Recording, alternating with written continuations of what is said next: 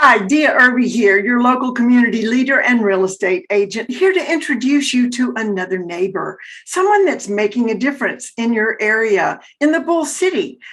Listen up and see what they have to say.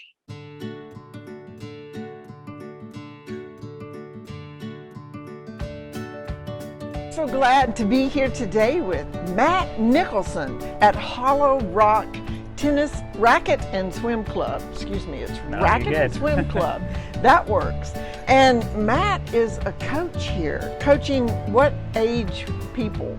Oh my gosh.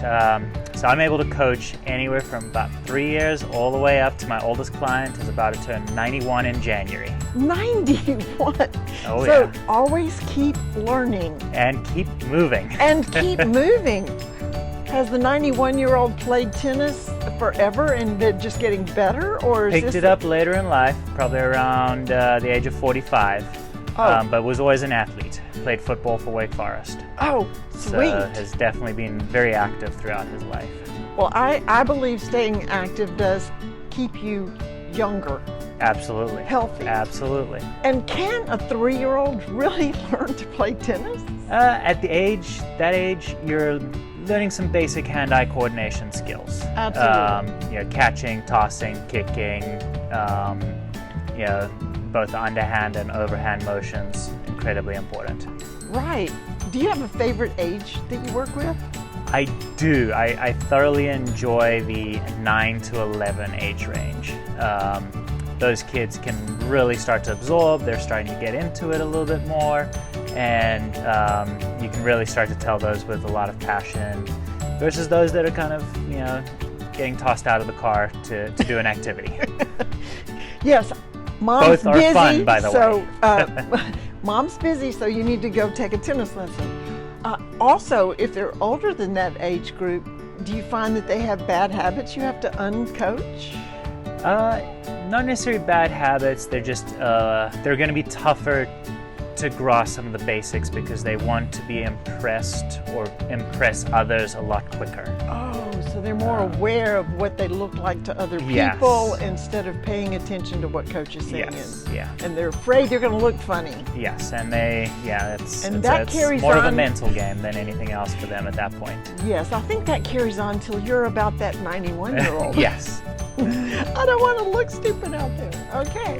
So if someone wanted to take tennis lessons or be a tennis player, what's a myth that you think or a misunderstanding people have about being good at tennis? So not all, tennis players have to be super, super good athletes. A lot of the stuff can be learned as we're going through, through the technical phases of the development. And like I said, with those 3-year-olds, you want to really work on that hand-eye coordination. Those are all skills that we are practicing each and every single day. That is a very good point, because some people think, well, I'm not an athlete, I can't play tennis. And we have just busted that myth. Oh yeah. And I think you also used a key word, practice. Anyone can learn a skill. My favorite tennis player is going to be Roger Federer of all time, obviously. He moved through the court with such ease and such grace. He was a very well-trained player, whereas you have someone like Novak or Nadal, you can see them working incredibly hard on the court to win each and every single point, and that's just true grit on their part. So it takes all kinds. Yep. If you want something, this sport will last you, well, till you're 91. I mean, you can enjoy this forever. What are just 2 terms that people might not be familiar with that you could explain to us? So on the serve, I love to use an analogy where we're throwing a lasso. And a lot of people, kind of don't understand that. It's very different to, just an overhead motion. This serve has got a kind of a whip with the racket coming through. You can almost argue brushing the ponytail. If you had a ponytail, that's a kind of a good key. But that's definitely one of the bigger terms, and it's behind your head, so you don't actually know what your racket's doing from behind. Is that your term, or did you pick that up somewhere? brushing the ponytail or throwing a lasso, kind of standard terms.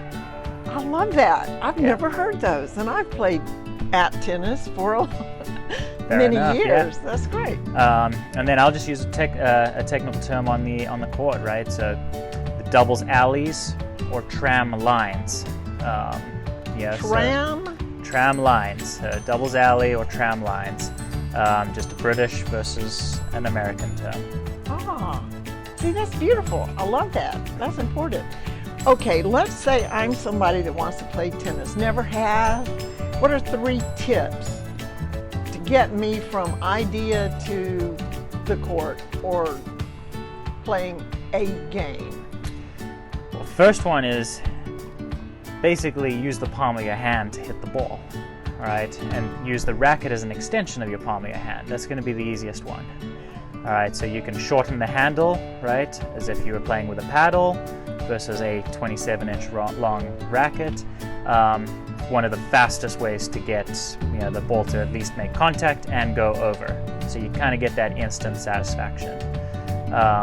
Second term I would love to say would be line it up and punch.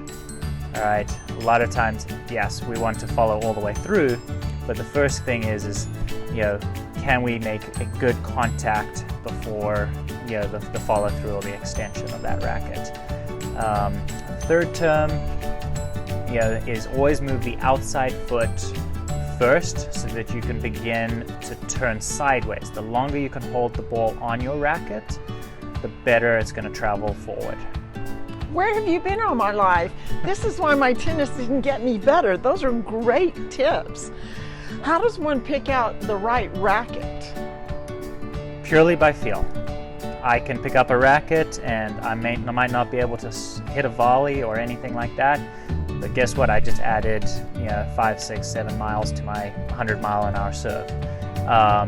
And so a lot of times people rush to pick out a racket based on color or size. I think that a lot of people need to spend a little bit more time experimenting and making sure it's the right fit. My favorite example is I play with a Wilson Pro Staff racket. If I pick up a Wilson blade, I can hit ground strokes all day. But my biggest weapon in the game is my serve. I cannot serve with the Wilson blade. So I'd much rather lose some skills on the ground strokes, but make sure I have my weapon as the serve. Well, if you get your serve in and you have an ace, you don't need any ground strokes. Yep, I don't need to practice those. And be just like John is now. There you go. That's great.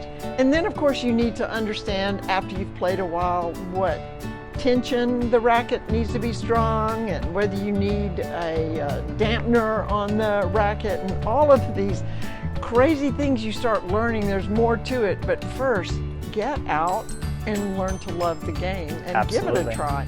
Absolutely. I'm guessing you're not from Durham.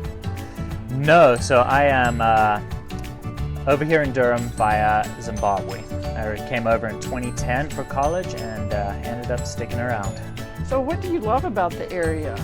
So first of all, it's not a huge city, and I can kind of get anywhere I need to be, whether it's a downtown restaurant or over to work, in a matter of minutes.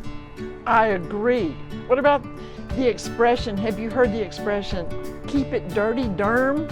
I have, yes. Absolutely. What's your reaction to that? No, I love it. It's great, yeah. Durham's a great town, and there's so much to do. We have our own baseball teams, soccer just up the road in Cary, and obviously 3 great universities: NC Central, Duke University, and UNC. Mm-hmm. NC State's not far away either. That's true. Absolutely. Yeah. And then of course, if you like the arts, we have DPAC. Okay, so you mentioned restaurants. What's your favorite restaurant?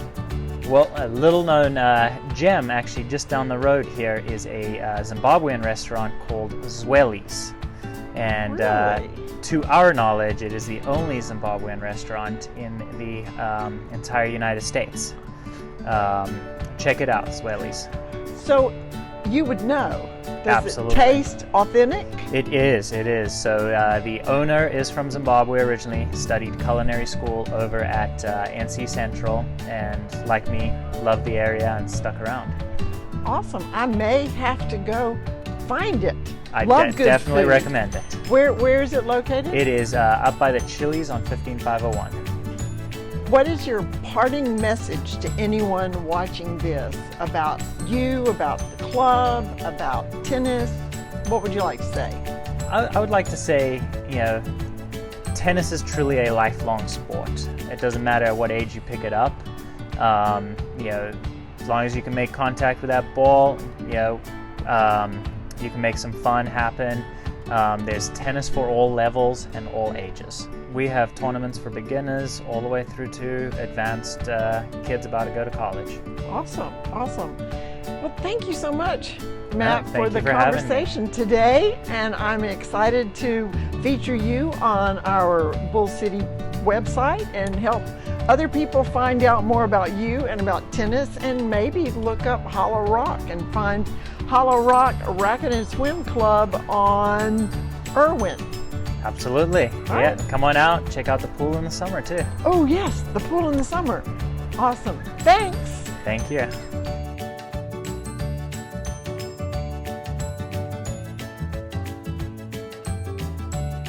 Wasn't that fascinating? We have wonderful people in the Bull City area. If you or someone you know would like to be interviewed, featured on this website, on the right side of the website, there is a place to click, Request to be Interviewed, and it will send me a message. You'll put some information in and I'll get right in touch with you. Until next time, see you around the city.